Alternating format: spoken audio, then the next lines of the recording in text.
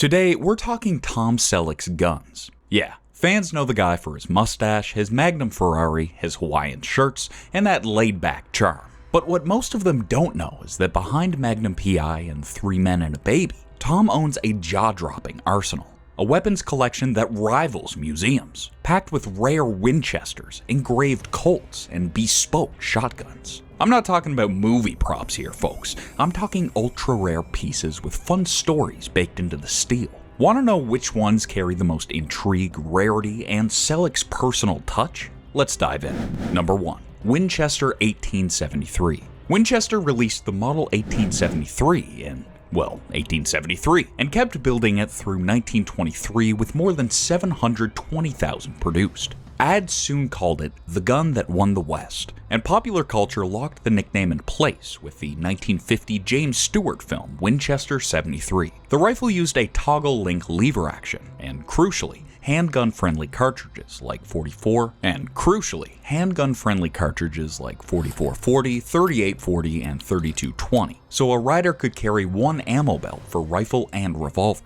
Most rifles wore 24-inch barrels, carbines ran 20 inches, and a scarce musket pattern stretched to 30 inches. Capacity sat at about 15 rounds in the tubular magazine, with open rears adjustable for elevation and optional tang sights. The 1 of 1000 grade from 1875 and finished to a high polish sold for $100 then and is fiercely chased today, with the even rarer 1 of 100 above it. Folks from ranch hands to sheriff's posses ran these hard. Tom Selleck's 44 WCF version started as a tired relic he had rebuilt like a period custom order from New Haven. He went with a 28-inch octagon barrel and even kept a saddle ring, an unusual combo but one loaded with character. The walnut is highly figured and checkered. The side plate carries his engraved initials, and the package includes a signed Selleck letter that gives it documentary weight. Love vintage firepower and Hollywood legends? Subscribe now to explore Tom Selleck's jaw-dropping weapons collection, where cowboy classics and battlefield icons meet. Number 2. Chicago Firearms Protector Palm Pistol. Jacques Tourbillot patented this squeeze-to-fire oddball in France in 1882, and American makers followed almost immediately. Minneapolis Firearms Co. produced early runs from 1883. Then Chicago Firearms and the Ames Sword Company took it through the 1890s. Ammunition lived as 32 extra short rimfire, also called 32 Protector, until Remington finally quit making it around 1920. People called it the Protector, Lay Protector, the disc pistol, and the pocket watch gun, because in a small holster on a chain it looked like jewelry more than a weapon. It's a 7 or 8 shot internal revolving magazine with no conventional trigger. You clench your fist, the barrel peeks out between 2 fingers, and the double action mechanism does the rest.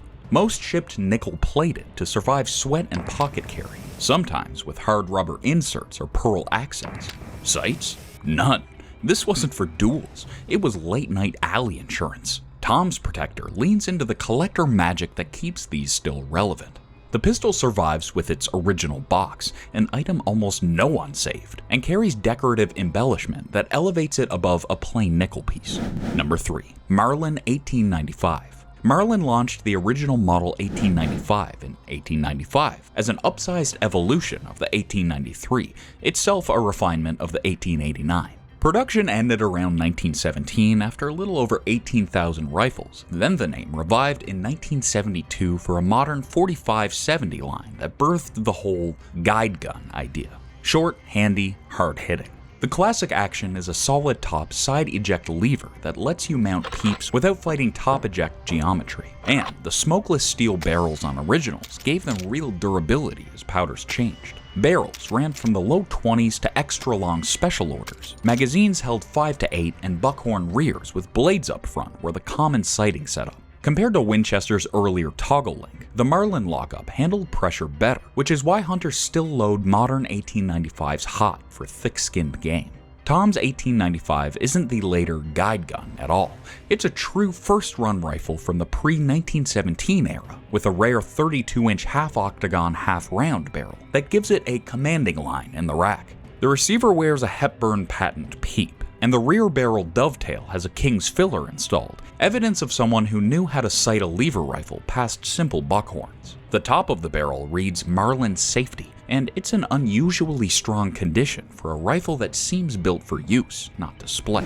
Number 4. Marlin 1881. The 1881 is where Marlin threw down the gauntlet. Introduced in 1881 and made until about 1891, it was their first repeating lever-action rifle and the first lever gun that could digest full-power 45-70 government. John Marlin licensed Andrew Burgess's patents, which gave the action stronger lockup than Winchester's 1876 toggle system. The rifle also appeared in multiple chamberings: 45-70, 40-60, 32-40, 38-55, and 45-85 Express, with standard 28-inch barrels, but factory order sheets show everything from short carbines to long sporting pipes. Early guns ejected from the top. Later Marlin designs, though, moved to side eject and solved the brass-to-the-face incidents some shooters noted when worked too gently. Sights were the period norm, with optional tang apertures and set triggers. Wealthy sportsmen often ordered engraving, checkering, and case-colored frames, paying far more than a plain rifle cost. Tom's 1881 is one of those deluxe orders you rarely see outside museum glass. It's chambered in 38-55 with a 28-inch barrel and documented by a factory letter.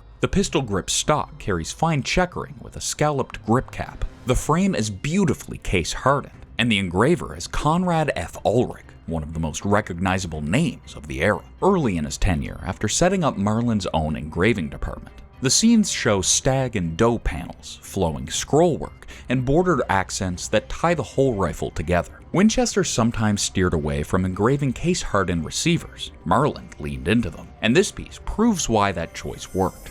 Don't miss Tom Selleck's private gun collection. Subscribe for more exclusive looks at rare rifles, movie props, and collector-grade weapons. Number 5. Merwin and Hulbert Pocket Army Skull Crusher.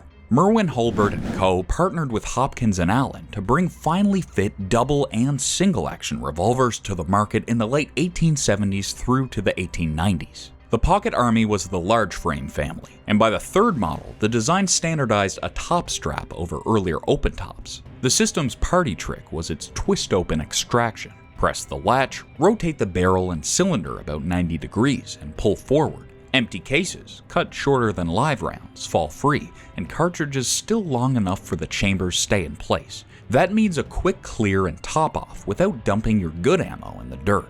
Barrels were modular. With the gun open, a lever let you swap lengths in seconds. The dust shroud over the cylinder arbor kept grit out, which mattered on the frontier. Chamberings included 44 Merwin and Hulbert, 44 Russian, and later 44-40 to pair with Winchester rifles. Most shipped in nickel because Hopkins & Allen charged the same for nickel as for blue, and lawmen in eastern departments, the NYPD included, bought them. Western names like Pat Garrett and Bob Dalton are associated with the brand, along with the legend of Jesse James turning up in period chatter.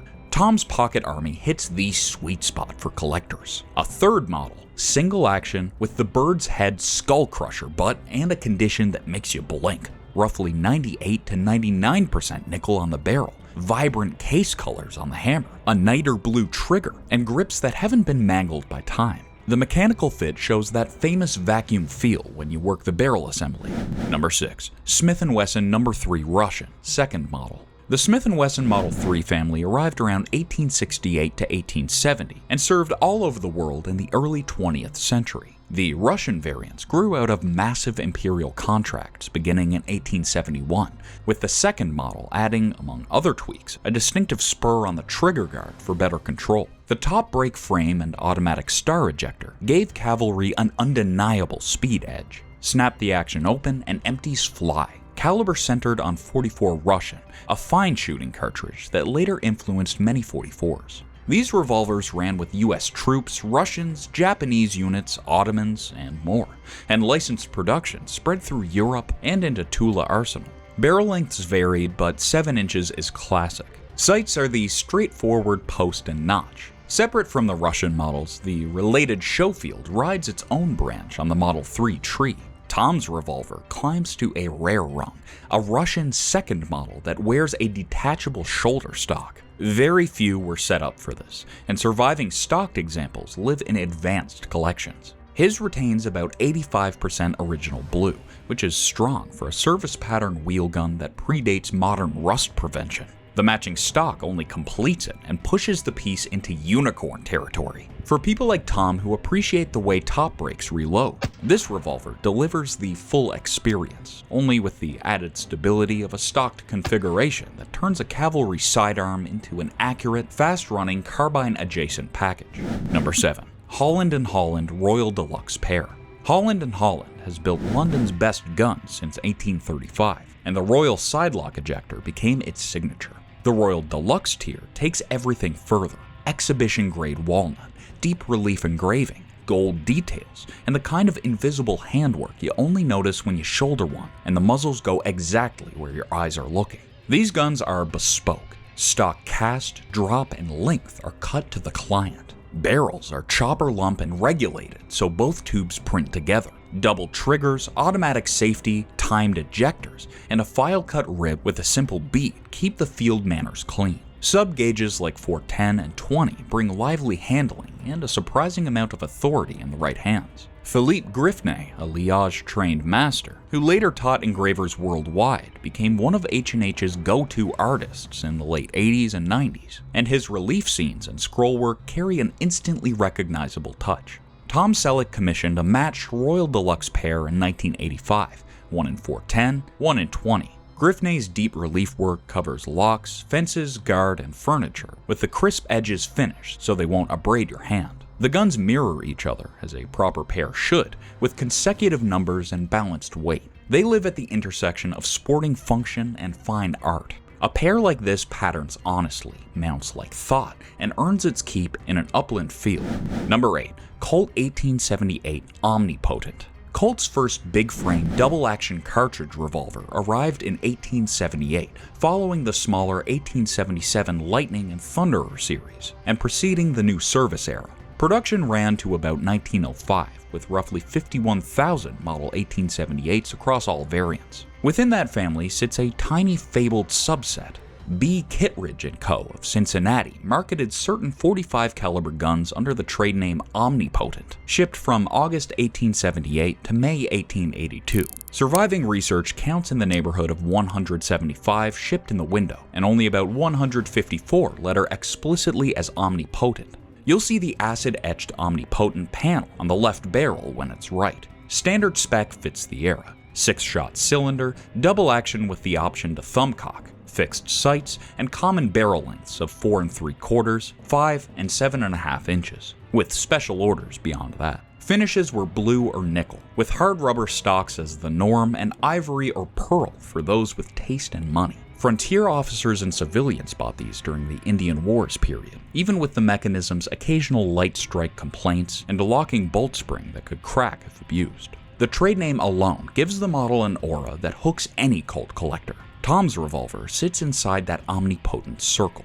It's a genuine trade name 45, part of that scarce shipment block that collectors compile by serial and letter. The gun captures Colt's push from single-action icons into modern double-action service, so it pairs beautifully with single-action Army lore without repeating it. The branding alone sounds badass, omnipotent, but there's more to it than that. It was the first of its kind. A big-frame Colt double-action that bridges the Peacemaker and the new service, carrying a period-correct etched panel that ties it to Kittredge's legendary marketing streak. Pieces like Buffalo Bill Cody's special order long barrels show who liked the 1878 platform. This one adds rarity on top of that baseline with the most evocative marketing of the bunch. It's the kind of Colt that sparks a dozen stories before you can even break out the factory letter. And that's it for our breakdown of Tom Selleck's weapons collection. Got a favorite from his cabinet? Or maybe a dream gun you'd put alongside his? Drop it in the comments down below. Hit like and share this with your crew. And don't forget to subscribe for more deep dives into iconic firearms.